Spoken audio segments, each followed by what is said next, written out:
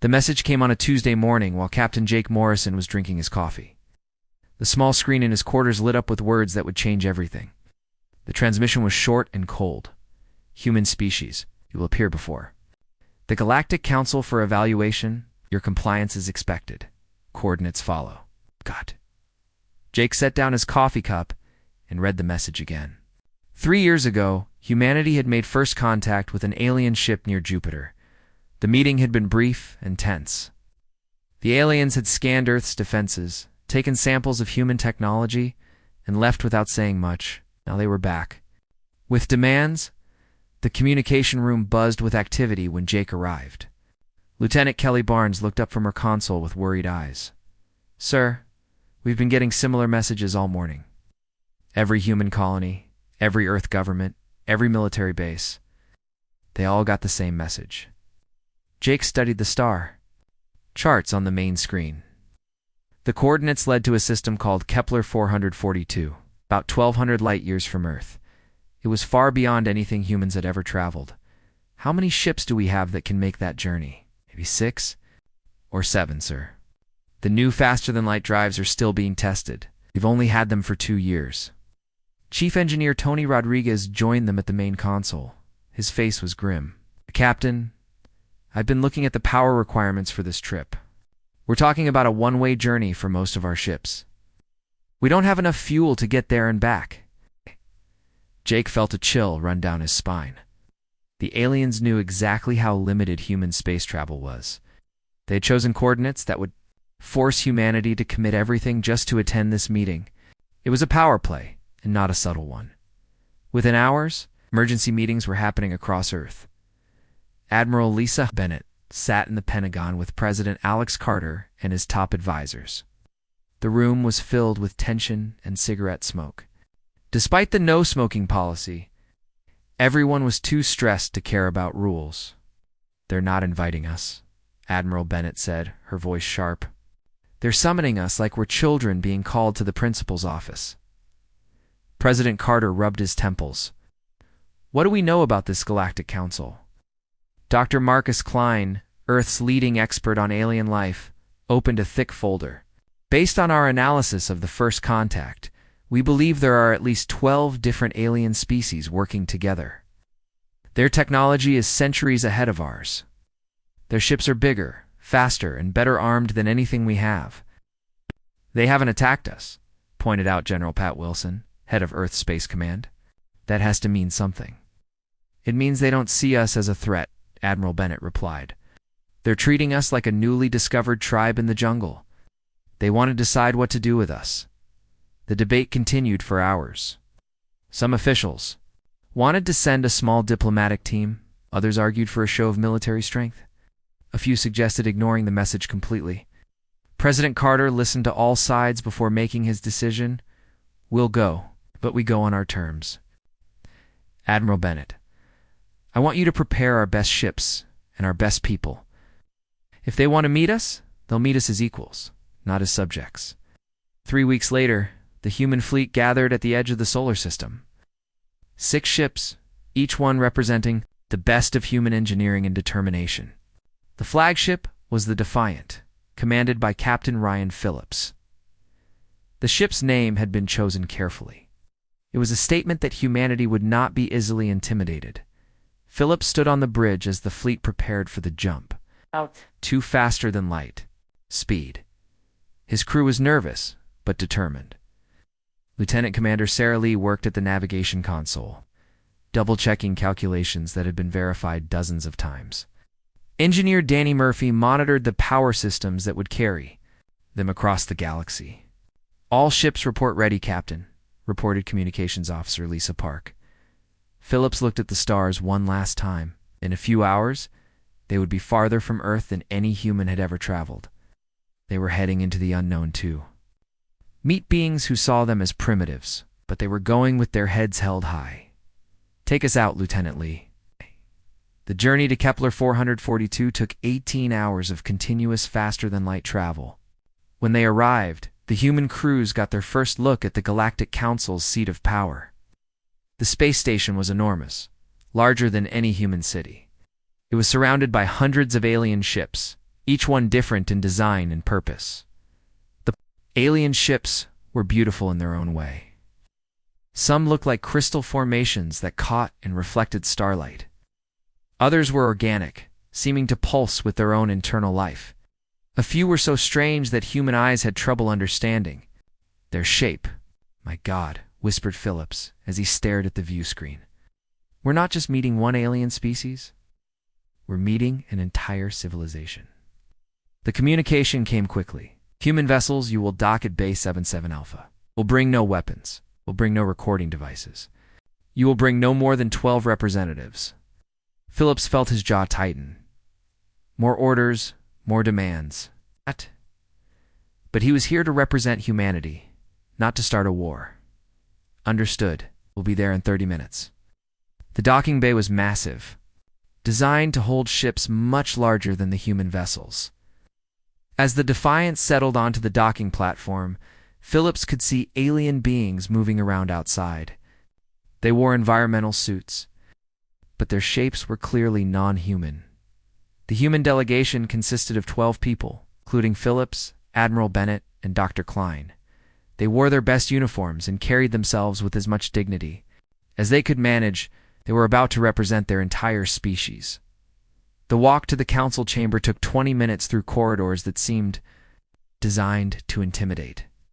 The ceilings were high, the walls were covered with symbols from dozens of alien languages, and the lighting was harsh and cold. Everything about the place was meant to make visitors feel small and insignificant. The council chamber itself was breathtaking. It was a vast, circular room with seats arranged in tiers like an ancient amphitheater. 12 different types of beings sat in the seats, each group distinct from the others. Some were tall and thin, others short and broad. Some seemed to be made of crystal, others of metal or energy.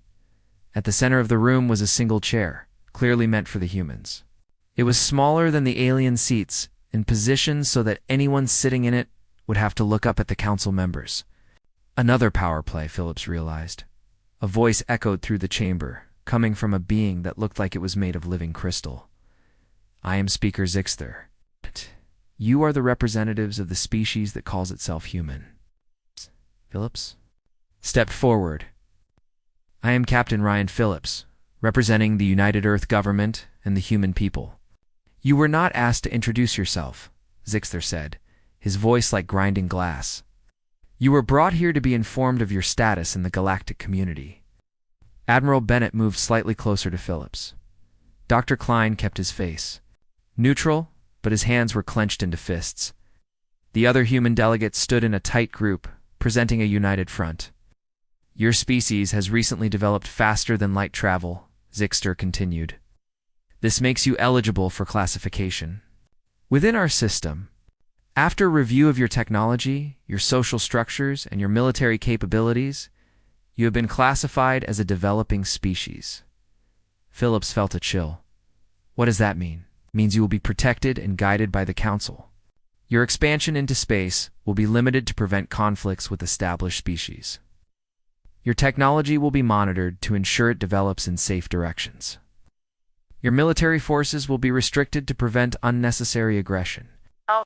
The words hit the human delegation like physical blows. They were being told that their species would be kept in a cage, watched like children, and prevented from reaching their full potential. "And if we refuse?" Phillips asked quietly. Zixter's crystal form seemed to pulse with amusement. "Refuse? You misunderstand? This is not a negotiation. This is an announcement. The Council has been maintaining order in this galaxy for over 3,000 years. We have seen species like yours before. Young, aggressive, unpredictable. Will be guided for your own good and the good of all." Phillips looked at his fellow humans. He saw anger in their eyes, but also determination. They had come here hoping for friendship and trade. Instead, they were being told they would be prisoners in their own solar system. "I need to consult with my government," Phillips said. "There is nothing to consult about," Zixter replied. "You will return to your system and await further instructions. Council ships will arrive within one standard month to begin the oversight process." Phillips felt something cold settle in his stomach. These beings had already decided humanity's fate. They saw humans as nothing more than a problem to be managed, but they had made one crucial mistake. They had assumed that humans would accept their fate quietly. Phillips stood straighter and looked directly at Zixter. When he spoke, his voice was calm, but carried a steel edge that made several council members lean forward in their seats. You assume we need your protection. You assume we want your protection. You assume we'll accept your protection. He paused, letting the words sink in. You assume wrong. The alien fleet arrived at the edge of Earth's solar system exactly 1 month after the meeting with the Council. 30 massive ships, each one 3 times the size of the largest human vessel. They moved in perfect formation, their hulls gleaming, with energy shields that could deflect any weapon humanity possessed. War Commander. The Exeron of the Zephyrian fleet stood on the bridge of his flagship, the Crystal Blade. His body was tall and angular, made of living crystal that pulsed with inner light. He had fought in dozens of campaigns across the galaxy, always against species that eventually surrendered once they understood the futility of resistance.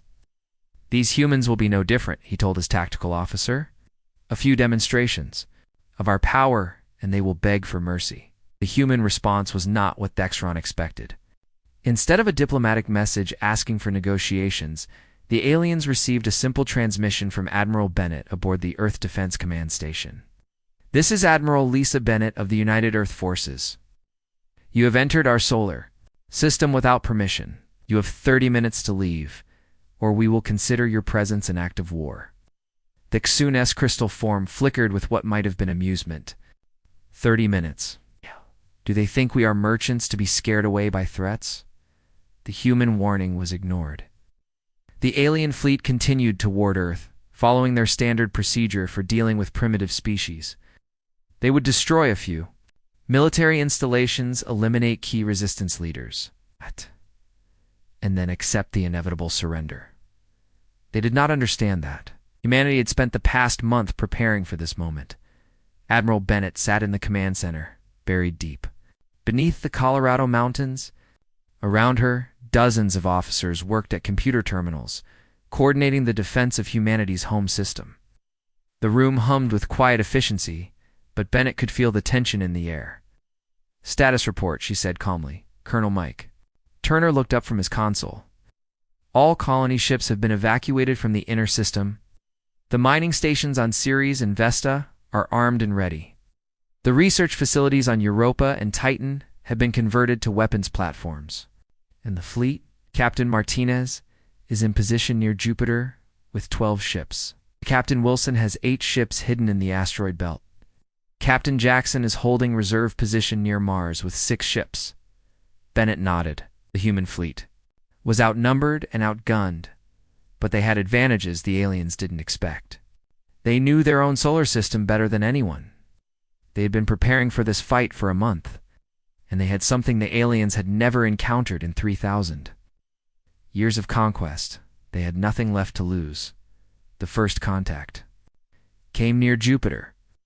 Captain Susan Martinez commanded the Earth ship Resolute, a vessel that had been a peaceful exploration ship just 2 months ago. Now it bristled with weapons that had been designed and built in the frantic weeks since the council meeting. Alien fleet, this is Captain Martinez. You are trespassing in human space. Turn around now, or face the consequences. The response was immediate. 3 alien ships broke off from the main fleet and moved toward Martinez's position. Their weapons, charged with energy that made the space around them shimmer with heat. Martinez smiled grimly. All ships, execute Plan Alpha. Let's show them what humans do when someone threatens our home. The Resolute and her companion ships didn't try to match the aliens in straight combat. Instead, they used Jupiter's massive gravity well as a weapon. Martinez ordered her ships to dive toward the gas giant, using its gravitational pull to increase their speed. The alien ships followed, confident in their superior technology. What they didn't expect was the trap waiting for them. Hidden among Jupiter's moons were human weapons platforms that had been built from mining equipment and scientific instruments. As the alien ships entered the moon system, these platforms opened fire. The aliens found themselves caught between human ships, diving at them from above, and weapons fire coming from multiple directions. Lieutenant Commander Paul Jackson, Martinez's tactical officer, coordinated the attack from the Resolute's bridge. Target the lead ship. All weapons, fire on my mark. The human weapons were crude compared to alien technology, but they were effective. More importantly, they were unexpected. The aliens had studied human military doctrine and prepared for conventional space combat. They had not prepared for humans. To turn an entire moon system into a battlefield. The first alien ship took heavy damage before it could retreat. The second ship was destroyed when it tried to chase Martinez's ships too close to Jupiter's radiation belt. The third ship escaped, but not before human sensors had recorded detailed information about alien shield frequencies and weapon signatures. Phase 1 complete, Martinez reported to Admiral Bennett. We've bloodied their nose. Now comes the hard part. The alien response was swift and brutal. War Commander Thexrun was no longer amused. The humans had destroyed one of his ships and damaged another. In 3,000 years of galactic conquest, no primitive species had ever drawn alien blood. In the first engagement, destroy the mining stations, he ordered. Show them the price of resistance. The attack on Ceres was devastating. The mining station's population of 50,000 had been evacuated, but the facility itself was important to human civilization. The aliens reduced it to glowing debris in minutes. The attack on Vesta followed, then the research stations on Europa and Titan, but the aliens were making the same mistake that conquerors throughout human history had made. They thought that destroying infrastructure would break human morale. Instead, it made humans angry. Captain Danny Wilson commanded a converted cargo ship called Freedom's Edge. His crew was made up of volunteers, miners, engineers, and civilians who had lost friends and family in the alien attacks. They were not professional soldiers, but they were motivated by something the aliens couldn't understand. They were fighting for revenge. Wilson's ship was hiding in the asteroid belt when the alien fleet moved toward Mars. The aliens were being careful now, staying in tight formation and scanning for hidden weapons. They had learned to respect human tactics, but they still didn't understand human determination. There, Wilson said, pointing at his tactical display, the command ship. It's moving ahead of the others to get a better sensor reading. Engineer Betty Hayes looked up from her console. Danny, if we go after that ship, we won't make it back. Our weapons aren't strong enough to penetrate their shields from a distance. Wilson nodded grimly. I think they'll have to get close. Real close. The Freedom's Edge broke from the asteroid belt and accelerated toward the alien command ship. The aliens, detected the approach immediately and began firing. Wilson's ship shook under the impact of enemy weapons, but it kept coming. All power to forward shields, Wilson ordered. If we're going to die, we're going to take them with us.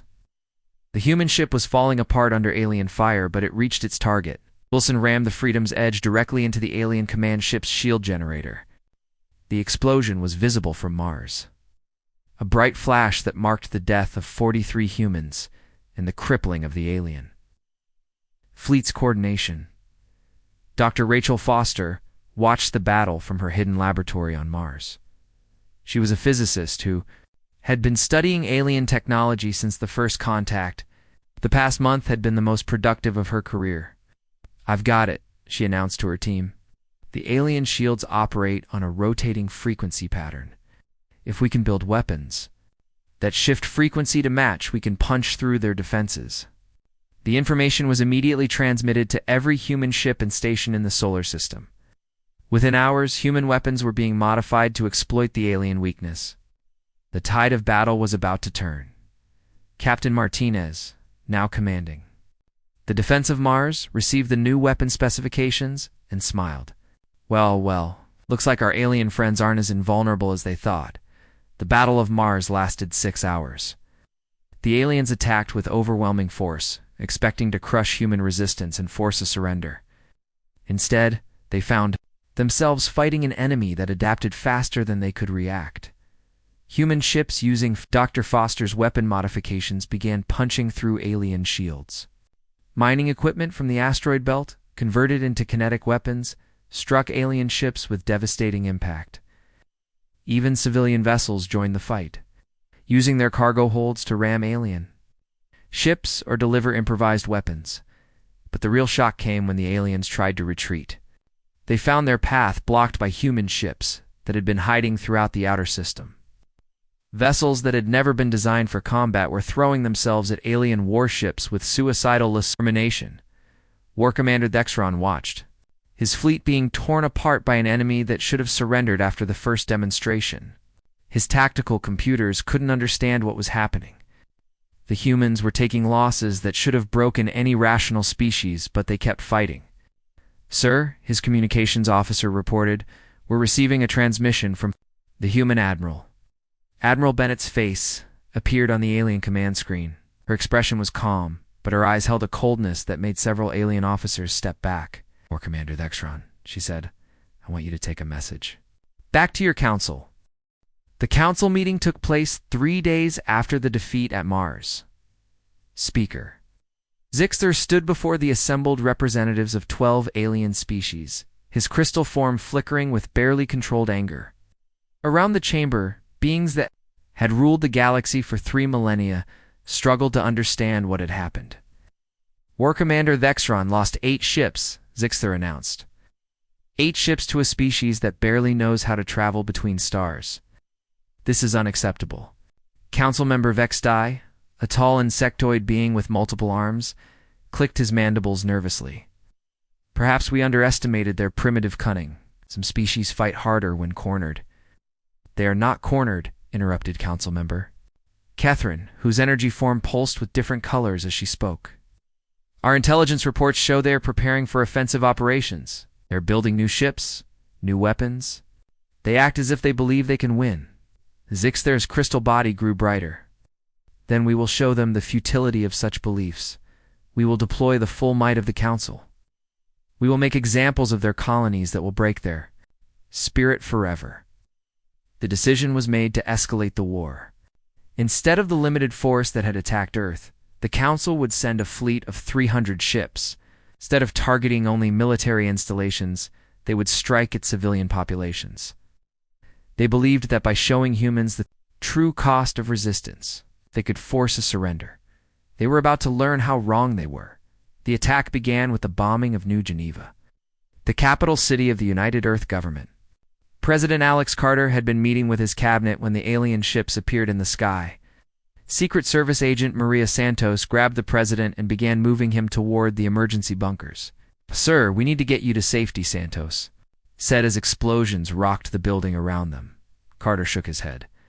"Not until the civilians are evacuated. The people come first."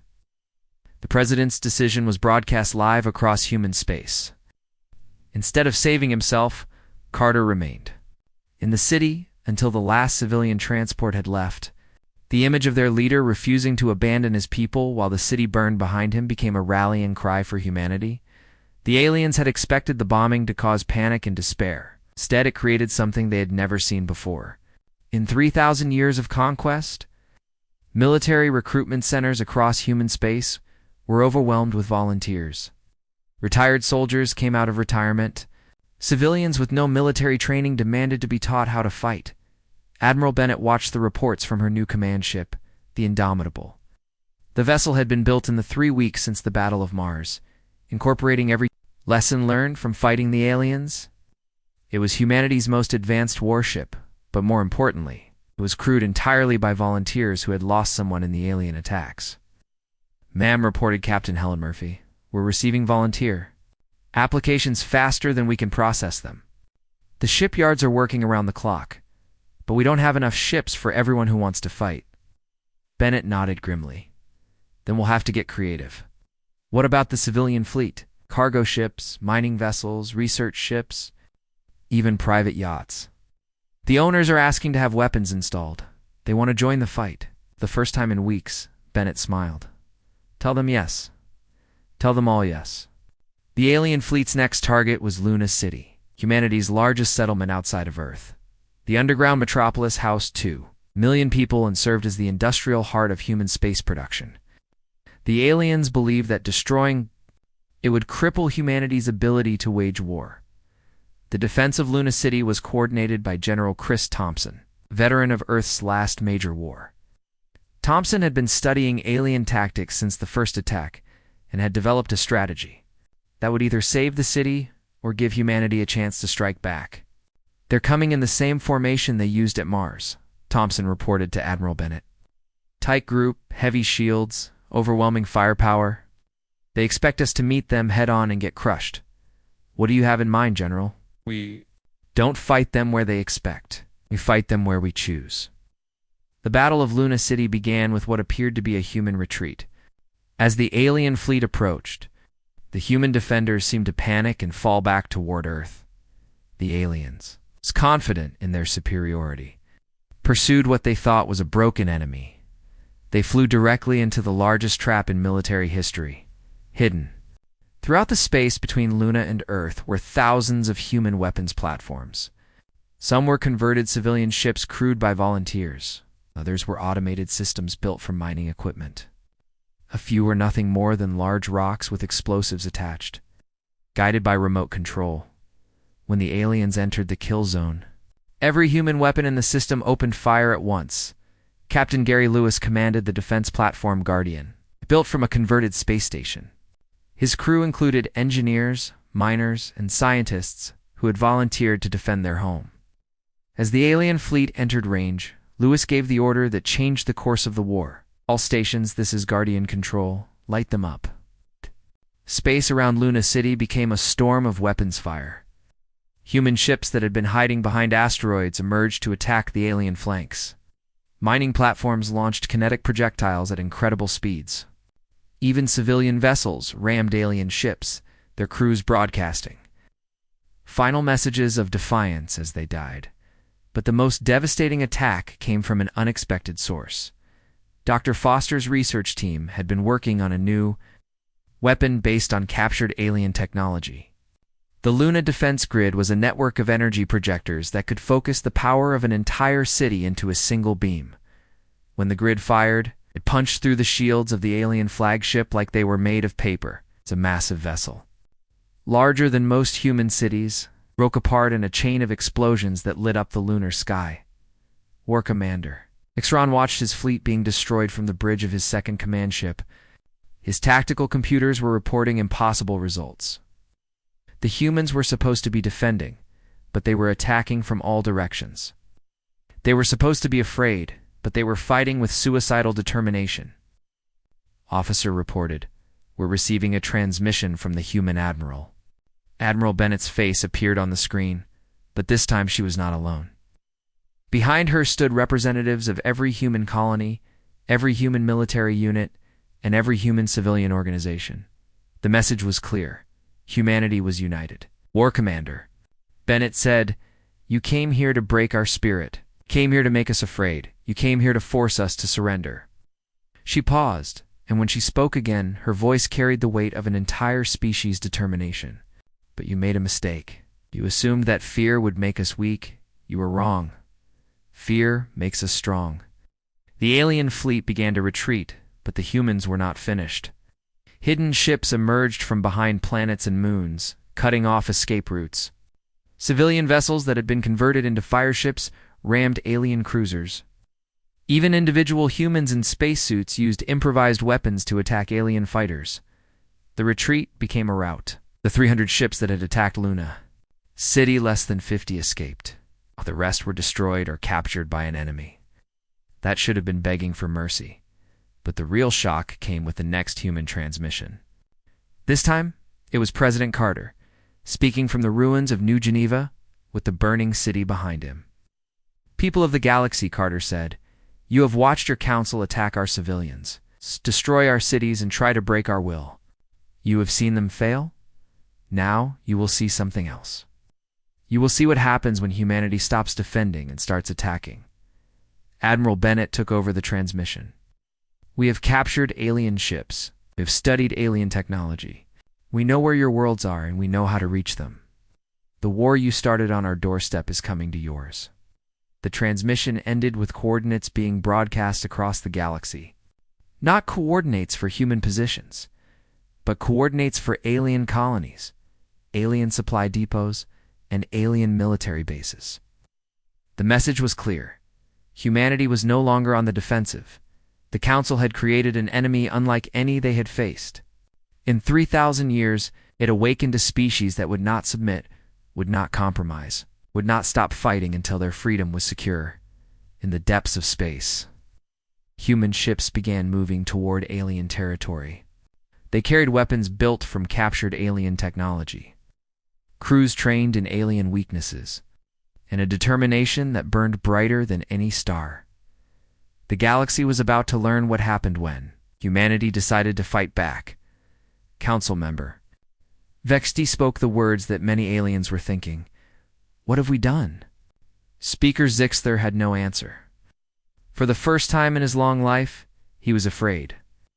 Not afraid of death, not afraid of defeat, but afraid of what the humans might become if this war continued. But it was too late to stop what they had started. Humanity was coming, and they were bringing everything they had learned about war, sacrifice, and the price of freedom. The real war was about to begin. The human fleet approached Proxima Centauri with grim determination.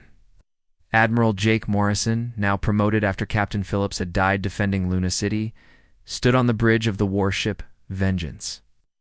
Around him, his crew worked with the quiet efficiency of people who had learned to fight against impossible odds. Status report, Morrison ordered. Lieutenant Kelly Barnes looked up from her sensor station. 37 human ships in attack formation. 23 are military vessels. 14 are converted civilian ships. The alien supply depot is directly ahead, defended by 42 enemy ships. Morrison nodded. 6 months ago, attacking a heavily defended alien base would have been suicide. Now it was just another day in humanity's war for survival. Humans had learned to turn disadvantages into advantages, to make desperation into strength. All ships, this is Admiral Morrison. Remember what we're fighting for. Remember what they did to our people. Today we show them that humanity doesn't just defend. We take the fight to them. The Battle of Proxima Centauri was unlike anything the galaxy had ever seen. The humans didn't try to match the aliens in firepower or technology.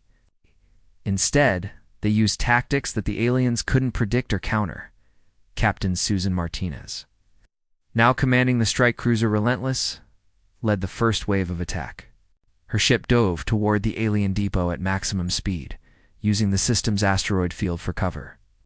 Behind her, converted cargo ships followed, their holds filled with kinetic projectiles designed by Dr. Foster's research team. The aliens responded with overwhelming firepower, but the humans were no longer the same species that had first met the Council. Months of war had taught them to think differently, to fight differently, sacrifice differently. When Martinez's ship took critical damage, she didn't retreat. Instead, she ordered her crew to abandon ship and rammed the Relentless directly into the alien depot's main power generator. The explosion could be seen from 3 systems away. The human attack was relentless and brutal. Ships that had once carried cargo now delivered death. Mining equipment became weapons of war. Even civilian volunteers piloted one-person fighters built from spare parts and determination. Captain Danny Wilson, commanding a squadron of converted mining ships, broke through the alien defensive line. His vessels weren't fast or heavily armed, but they were tough, and his crews knew how to work in dangerous conditions. Remember, people, Wilson broadcast to his squadron, "These aliens think they can break us by killing our families. Time to show them what happens when you make humans angry." The alien defenders fought back with everything they had, but they were facing an enemy that had evolved during months of desperate warfare. The humans had learned to adapt, to improvise, to never give up even when defeat seemed certain. War Commander Thexron watched the battle from his command ship at the edge of the system. His forces were being destroyed by an enemy that should have been beaten months ago. Every tactical prediction had been wrong. Every strategic assumption had failed. "Sir," his tactical officer reported, "the humans are not trying to capture the depot. They're destroying everything, including resources they could use themselves." This run's crystal form flickered with confusion. That makes no strategic sense. Why destroy what you could capture? The answer came in a transmission from Admiral Morrison. War Commander, you wanted to know why we're destroying your supply depot instead of capturing it. The answer is simple. You don't need your supplies. We build our own. But without this depot, your supply lines to our territory are cut. That's how humans fight war. We don't just defeat you, we make sure you can't come back. The depot was completely destroyed within 4 hours. The alien fleet retreated, but they left behind something more valuable than any military equipment. They left behind doubt. For the first time in 3,000 years, the Galactic Council faced an enemy that was winning. News of the victory at Proxima Centauri spread throughout human space. On Earth, President Carter addressed the species from the rebuilt capital. On Mars, miners turned their equipment toward building more weapons.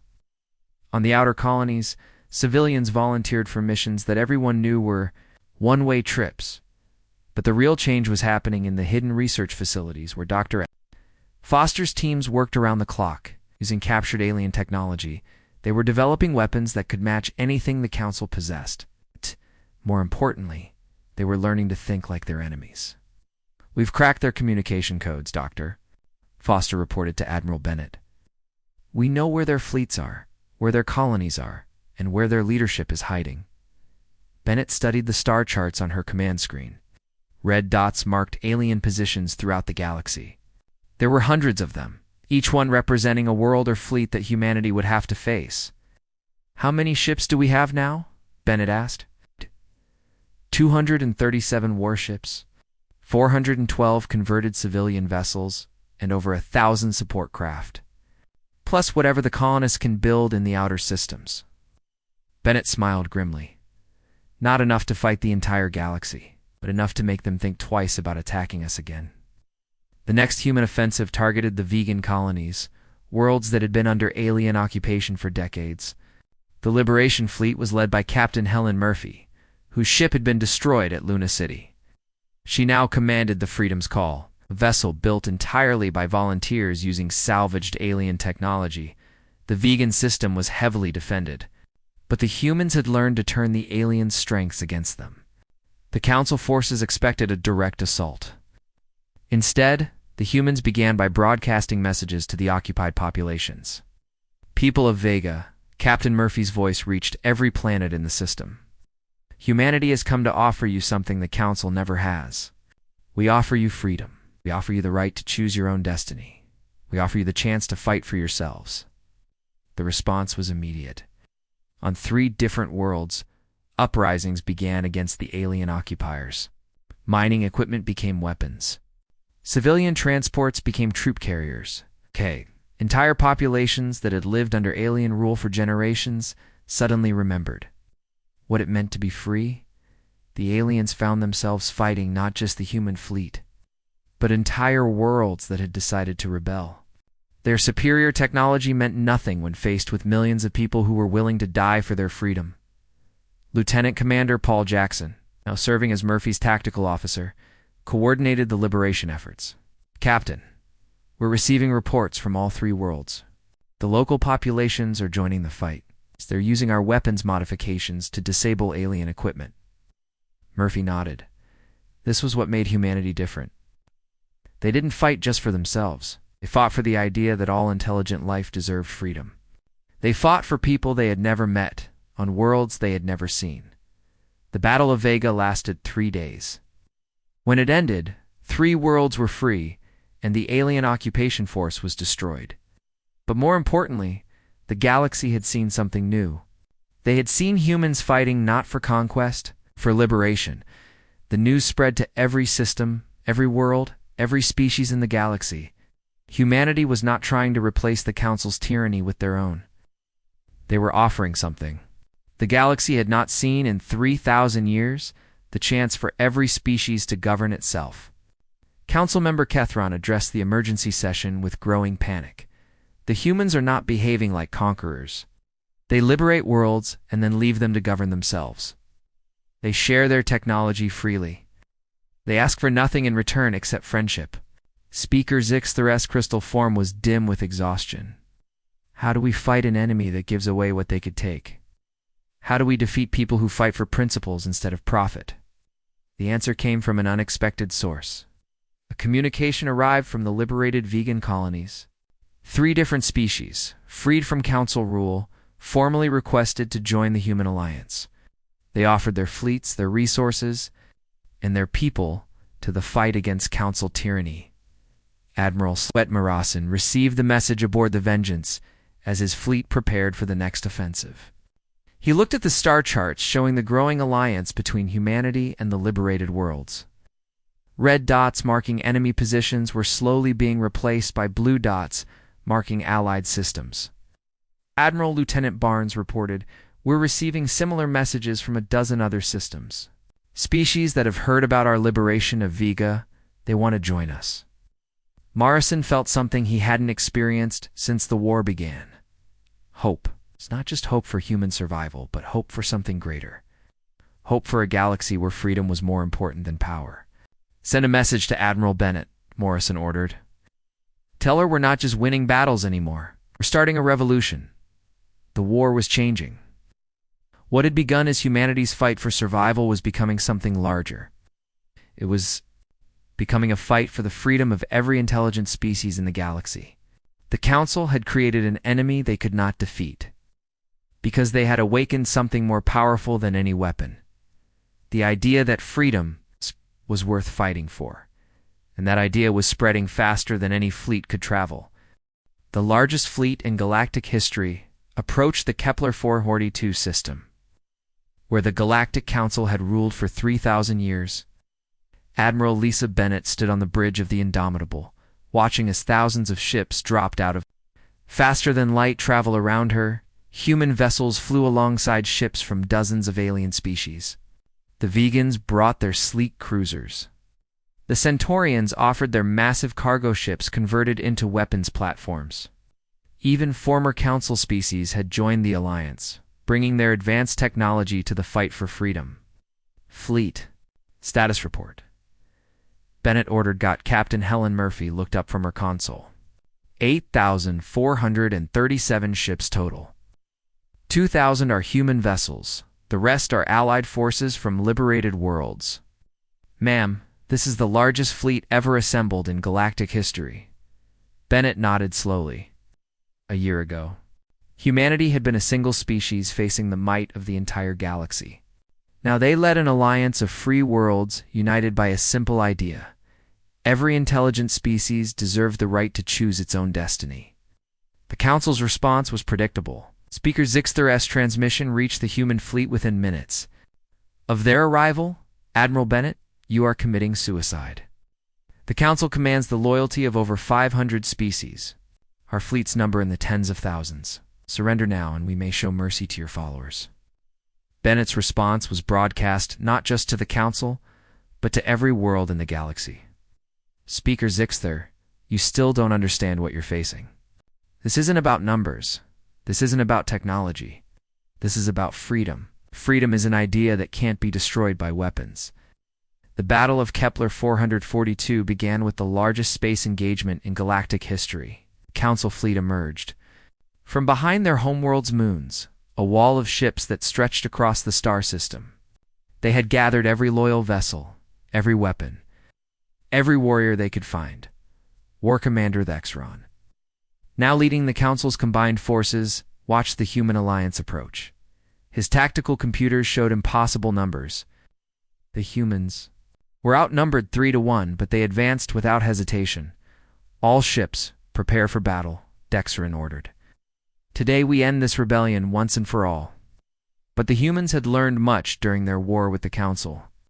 Admiral Morrison, commanding the strike force aboard the Vengeance, didn't attack the alien fleet directly. Instead, he led his ships straight toward the Council's command station. "All Allied forces, this is Admiral Morrison. Remember, we're not here to destroy the Council. We're here to free the galaxy. Target weapons and engines only. Spare the crews when possible. Show them what mercy looks like." The battle raged across the entire star system. Human ships danced between alien formations, using tactics learned from months of desperate fighting. Allied vessels provided cover and support, their crews fighting not for conquest, but for the chance to live free. Captain Tony Rodriguez, now commanding the converted mining ship Freedom's Hammer, led a group of civilian volunteers against the Council's defensive line. The ship had been built to dig asteroids, not fight wars. But Rodriguez and his crew had learned to turn their tools into weapons. "Remember, people," Rodriguez broadcast to his squadron, "we're not professional soldiers. We're miners, engineers, farmers. But we know something these Council ships don't. We know what it means to work for something better than ourselves."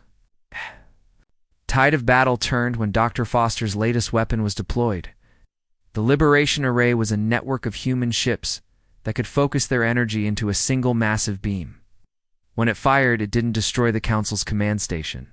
Instead, it disabled every weapon and shield system on the massive structure. Admiral Bennett led the boarding party that captured the Council chamber. Human Marines and Allied soldiers moved through corridors that had never seen violence approaching. The seat of galactic power that had seemed untouchable just a year before, the final confrontation took place in the same chamber where Captain Phillips had first defied the Council. Admiral Bennett entered with representatives from every species in the Alliance. Behind them came the crews of ships that had fought impossible battles, the civilians who had volunteered for hopeless missions, and the soldiers who had learned to fight for more than just survival. Speaker Stir and the surviving Council members waited in the center of the chamber. Their crystal forms were dim with defeat, their energy bodies flickering with exhaustion. Around them, the representatives of 500 species watched in silence. War Commander Thexrun was brought in under guard, his weapons surrendered, but his dignity intact. The alien warrior looked at Admiral Bennett with something that might have been respect. "You have one," Nexthar said simply. "What are your terms?" The galaxy expected Bennett to impose the same kind of harsh rule that the Council had maintained. For 3 millennia, they expected humanity to take revenge for all the deaths, all the destruction, all the suffering they had endured. Instead, Admiral Bennett walked to the center of the chamber and spoke words that would echo through Galactic. "History. You thought you knew fear," she began, her voice carrying to every corner of the chamber and every world in the galaxy. "You thought fear was the weapon that would break us? You thought terror would make us surrender? You were wrong." She paused, looking at each Council member in turn. "Fear is not our weakness. It is our strength. Fear for our families drives us to fight. Fear for our future drives us to sacrifice. Fear for our freedom drives us to resist. And fear of what you represent drives us to ensure that no other species will ever face what you forced us to endure."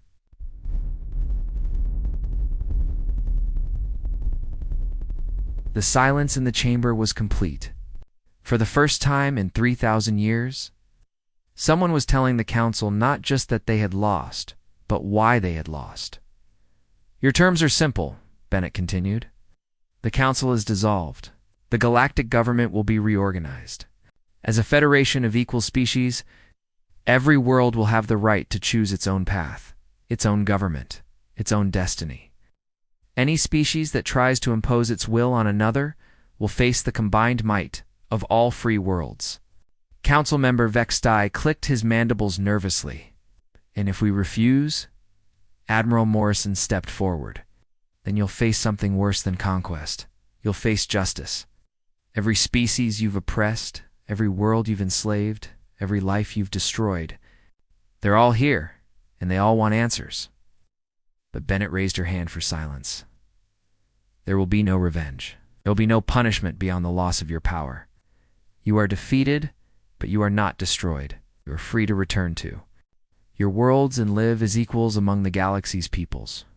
The alien leaders stared in shock. They had expected death or imprisonment. Instead, they were being offered the same freedom they had denied to others. Speaker Zixther's crystal form flickered with confusion. "Why? He would not show such mercy to you. That's exactly why you lost," Bennett replied. "You ruled through fear. We fight for hope. You demanded submission. We offer partnership. You saw other species as subjects to be controlled. See them as equals to be respected. The formal surrender was signed within hours. The Galactic Council was dissolved and replaced by the Galactic Federation, with Earth serving as the neutral capital. Representatives from every species would have equal votes in the new government, but the real transformation was happening throughout the galaxy. On worlds that had been oppressed for centuries, people were learning what it meant to be free. Species that had been enemies for millennia were working together. The idea that had started with humanity's refusal to surrender was spreading too. Every corner of known space, 10 years later, Admiral Bennett stood in the same chamber, now serving as the first president of the Galactic Federation. A delegation from a newly discovered species had just arrived. Nervous about meeting the legendary humans who had freed the galaxy, the aliens expected to face conquerors or overlords. Instead, Bennett's first words to them were the same words. She had spoken to dozens of species over the past decade. Welcome to the galaxy. Can we help you find your place among the stars? The former council chamber had been converted into a memorial. The walls bore the names of every species that had suffered under tyranny, every world that had been enslaved, every individual who had died fighting for freedom.